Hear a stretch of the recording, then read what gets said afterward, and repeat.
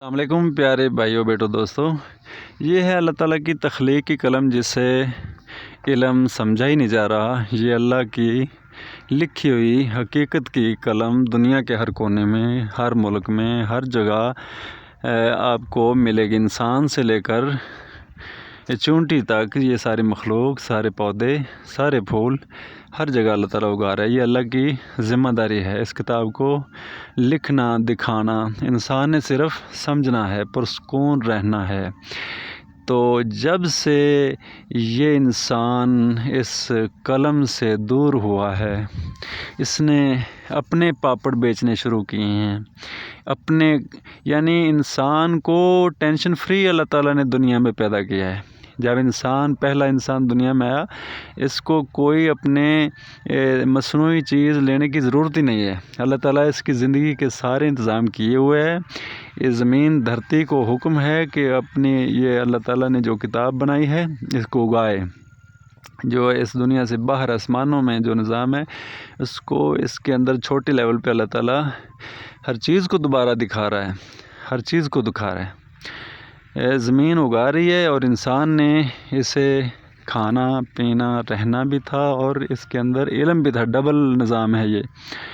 تو انسان نے اپنے پاپڑ ایسے بیچنے شروع کر دیے۔ اس نے اپنے ہاتھ کی بنائی ہوئی چیزوں کو بازار میں لے آیا، دکانیں بن گئیں۔ اب پیسے سے زندگی چل رہی ہے۔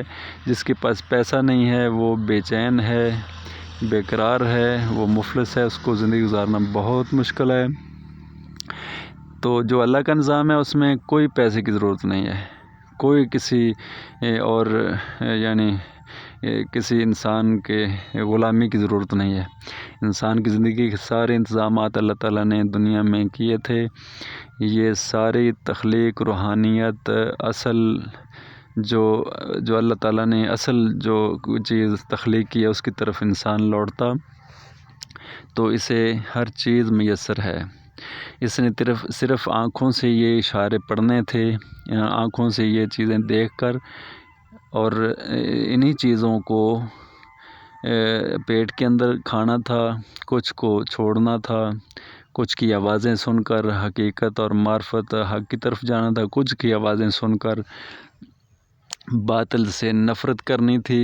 مگر اس نے اپنے دکانداریاں ایسی بنا لیں کہ یہ انسان اب بازاروں میں ایسا الجھ گیا کہ حقیقی اللہ تعالیٰ کی بنائی مصنوعی چیزیں یعنی قدرتی چیزیں بالکل بھی نظر نہیں آ رہی ہیں۔ اس کی مصنوعی چیزیں بازار بھرے پڑے ہیں۔ کھانے کی چیزیں دیکھ لیں، کریانہ سٹور دیکھ لیں۔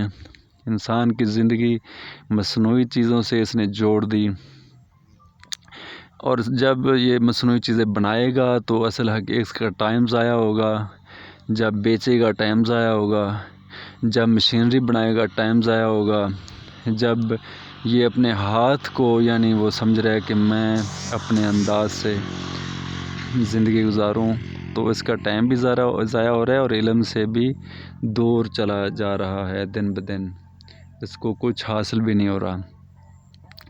کاش یہ انسان اللہ کے بنائے ہوئے نظام پر یقین کرتا تو اسے ہدایت بھی ملتی، اور اس کی زندگی بھی خوبصورت ہوتی، سکون بھی ہوتا، قلبی سکون بھی ہوتا، اس کے پاس وقت بھی ہوتا۔ اب کسی کے پاس وقت بھی نہیں ہے، بے سکونی بھی ہے۔ انسان نے اپنے کاروبار اپنے انداز سے شروع کیے ہوئے ہیں۔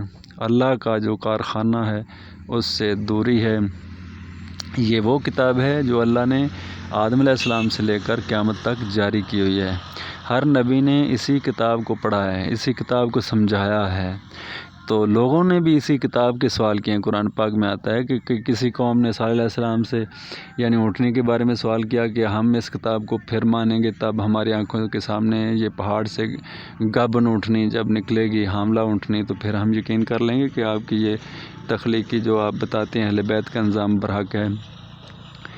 کسی نبی سے لوگوں نے یعنی وہ سوال کیا کہ ہمیں یہ دکھائیں کہ یعنی حضور سے یہ سوال کیا گیا کہ آپ ہمیں چاند کو 2 ٹکڑے کر کے دکھائیں۔ چاند کے اندر حق و باطل کا نظام ہے، 15 دن حق دکھاتا ہے سجدہ حسین کا، اور 15 دن باطل دکھاتا ہے، حسین کا سجدہ نہیں ہے چاند کے اندر، 15 دن اندھیری جاتے ہیں۔ تو کافروں نے جب کہا کہ چاند کو 2 ٹکڑے کریں تو وہ حق و باطل کو حضور نے الگ الگ کر دیا۔ تو مختلف جو ہے نا لوگوں نے سوال کیے، مولا علی سے بھی تخلیق کے سوال کیے گئے بہت سارے، اور انبیاء کرام سے بھی تخلیق کے ہی سوال کیے گئے، اور لوگوں کو جگانے کی نبیوں نے ہر دور میں کوشش کی۔ یہ وہی کتاب ہے جو آدم علیہ السلام سے لے کر قیامت تک جاری ہے، کوئی بدلی نہیں ہے کتاب، اللہ کی طرف سے کوئی فرقہ نہیں ہے، ایک ہی کتاب ہے۔ انسانوں کی طرف سے فرقے ہیں، الجھاؤ ہے۔ انسان حقیقت سے دور کر رہا ہے، اللہ کا نظام حقیقت کی طرف جوڑ رہا ہے۔ تو یہ اس کتاب اور اس نظام کی حقانیت ہے کہ محمد رسول اللہ صلی اللہ علیہ وآلہ وسلم جاتے ہوئے تحریری طور پر اتنی ٹینشن نہیں لی کہ میں اپنے ہاتھ سے 30 پاروں کو جلد کرا کے دے جاؤں، کیونکہ یہ تخلیقی قلم، تخلیقی کتاب آلریڈی موجود ہے، وہی حضور نے سمجھائی ہے، اس کو تحریر کروائی ہے، اور تحریر کا مقصد تھا کہ دوبارہ اسی تخلیق کی طرف مڑتے۔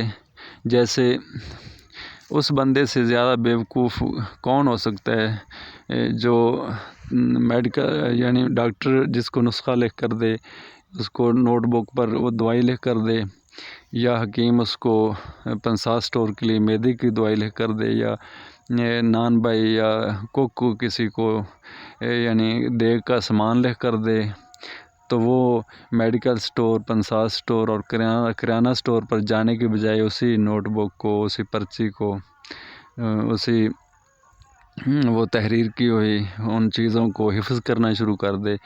جب کوئی ان کے متعلق جس مقصد کے لیے وہ لکھی گئی تھیں کوئی چیز مانگے تو وہ ان کو پڑھ کر پھونک مارنی شروع کر دے، ان کو ان کے گلے میں ڈالنا شروع کر دے۔ تو ان لوگوں سے زیادہ بیوقوف کون ہو سکتا ہے؟ عقل مند وہ ہے، وہ تحریر کوئی چیزوں کو وہ ان جگہ پر لے جائے جہاں وہ لکھی ہوئی ہیں۔ تو 30 پارے جو ہیں یہ برحق ہیں، یہ ایک ہی صراط مستقیم پہ ہیں، یہ تینوں، تحریر بھی اور اصل میڈیکل سٹور جو دنیا کا ہے، دنیا کی تخلیق بھی، اس میں کوئی تضاد نہیں ہے۔ اس 30 پاروں سے آنا تھا دنیا کی تخلیق کی جانب، اسے قرآن کی تحریر اور تخلیق کو ملا کر حق کی پہچان کرنی تھی، اور اس تحریر سے تخلیق اور تخلیق سے جنت کی طرف نکل جانا تھا، اہل بیت کی حقیقی جنت کی طرف، یہ تھا مقصد۔ انسان نے اپنی صراط مستقیم کو چھوڑ دیا ہوا ہے، یہ اپنی لکھی ہوئی کتابوں پر یعنی ہر بندہ کہتا ہے کہ 100 سال جس نے لکھا ہے میں اس کو مانوں گا، 200 سال پرانا جو ہے کس نے لکھا، جو بھائی جس نے بھی لکھا ہے اس نے اپنے دماغ سے لکھا ہے، اور کسی نہ کسی نے اس حقیقی کتاب پر اس صفحے کو دھندلا کیا ہے۔ اس لیے ذکر اہل بیت جب کیا جاتا ہے تو لوگ حیران ہوتے ہیں، یعنی ہر لکھاری نے اہل بیت کو نیچا کیا ہے، اہل بیت پر یعنی دھندلا کیا اہل بیت کو، اہل بیت کا مقام کو ہر لکھاری نے گھٹایا ہے۔ وہی مقام جو اللہ تعالیٰ نے اہل بیت کا اور ان کے مسلوں کا، حلال جانوروں کا جو مقام اللہ نے بنایا ہے، وہی ہو بہو لکھا جاتا تو آج کسی اور کا نام بالکل بھی نہ ہوتا، صرف اہل بیت کا نام ہوتا، یہی صراط مستقیم ہے۔ لیکن آج دنیا کے اندر اتنے بابوں کے مزار ہیں، اتنے بابوں کے نام ہیں کہ اہل بیت کا نام مزار آپ کو ملتا ہے، نہ اہل بیت کی معرفت والا کوئی بندہ آپ کو ملتا ہے، نہ ذکر اہل بیت ہر گھر میں ملتا ہے۔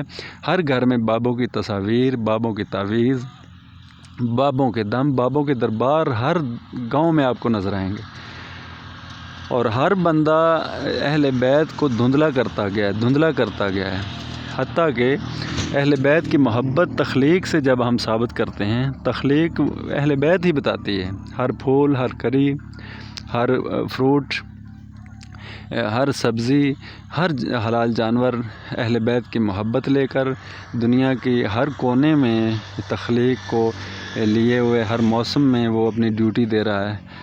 اور جو تحریری لوگ ہیں، لکھاری لوگ ہیں، انہوں نے اہل بیت کے آئینے کو دھندلا کیا ہے، ذکر اہل بیت کو کم کیا ہے، جس کی وجہ سے آج انسان جو ہے نا وہ جنت میں جو ٹھوکریں جنت میں جانے کی بجائے وہ ٹھوکریں کھا رہا ہے، اس کو وہ حقیقت اور معرفت نصیب نہیں ہے، بے سکون ہے۔ تو میرے پیارے دوستوں، میرا مشورہ ہے کہ ابھی بھی زندگی جتنی رہتی ہے اس سے واپس آئیں اور تخلیق کے اس یعنی نظام سے، یہ دیکھو اللہ کی تخلیق کسی مولوی یا کسی پیر یا کسی انسان نے نہیں لکھی، یہ ایسی قلم ہے، اس میں دو نمبری نہیں ہے، اس میں دھوکہ نہیں ہے، فریب نہیں ہے۔ ہر موسم میں جو وہ اشارے، جیسے ٹریفک کے اشارے ہوتے ہیں، اللہ تعالیٰ اشارے جاری کیے ہوئے ہیں، حق و باطل بار بار اللہ تعالیٰ دکھا رہا ہے۔ تو واپس آئیے، تحریر سے تخلیق کی طرف آئیے، تخلیق سے محبت اہل بیت ملے گی، اہل بیت کے قرب میں شامل ہو جائیے اور پھر جنت میں چلے جائیے۔ یہی انسان کا مقصد تھا۔ یہ اللہ تعالیٰ نے اس کو خود سے کوئی کتاب لکھنے کا نہیں کہا، اس کو خود سے اپنے پاپڑ پیک کرنے کا نہیں کہا، اپنے کھانے پینے کی فیکٹریاں چیزیں بنانے کا اس کو اللہ تعالیٰ نے نہیں کہا۔ اللہ تعالیٰ نے کہا ہے میں رازق ہوں، میں خالق ہوں، میں سب کچھ کر رہا ہوں، تم صرف ایک کام کرو کہ ہماری لکھی ہوئی کتاب سے ہدایت حاصل کر کے الا المودۃ فی القربہ، میں یہ چاہتا ہوں کہ محمد رسول اللہ کے قرب میں آ جاؤ، اہل بیت کے قرب میں آ جاؤ اور جنت میں چلے جاؤ۔ بس یہ ڈیوٹی تھی انسان کی، انسان نے اپنے آپ کو اتنا الجھا لیا کہ اب پریشان ہی پریشان ہے۔ پلیز بیٹا واپس آئیے اہل بیت کی محبت میں، تاکہ ہم جنت کا مقام حاصل کر سکیں۔ اللہ تعالیٰ عمل کی توفیق عطا فرمائے، آمین۔